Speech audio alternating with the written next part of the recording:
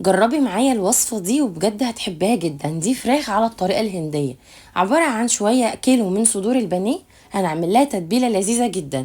انا قدمتها هنا مع الرز الابيض، وممكن تعمليها عادي وتاكليها بجنبها عيش، مفيش اي مشكلة. طعمها حلو جدا، والصوص اللي عملناه مع الفراخ يتاكل جنبه رز ابيض. يعني وصفة غدا من الدرجة الاولى. بصوا الحلاوة. يلا هنحضرها سوا واعملي لها سيف.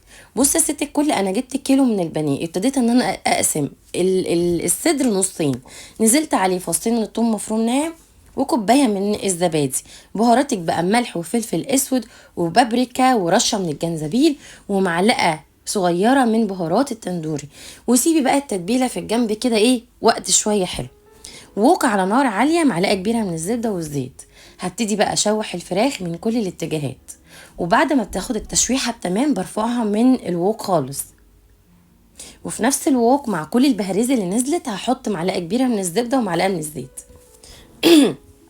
بعدين هنزل عليهم ببصلة كبيرة مبشورة ناعم. قلبي كده لغاية ما تدبل معاكي شوية. انزلي عليها فصين من الثوم، 4 معالق كبار من الصلصة ورشة من السكر، بابريكا، وحطي عليها معلقة صغيرة بقى من البهارات جرام مصالة. وحطي بقى الفلفل والملح والكلام ده كله. وبعدين قلبي كويس بقى، وانزلي عليهم بكوباية كبيرة من الكريمة. ده لون طعامه احمر، لازم تتأكدي ان هو صحي. قلبي كويس جدا لغاية ما يديكي اللون الاحمر بالشكل ده زي الفل.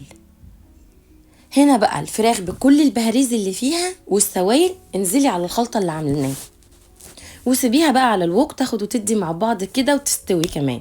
بالهنا والشفا مقدما.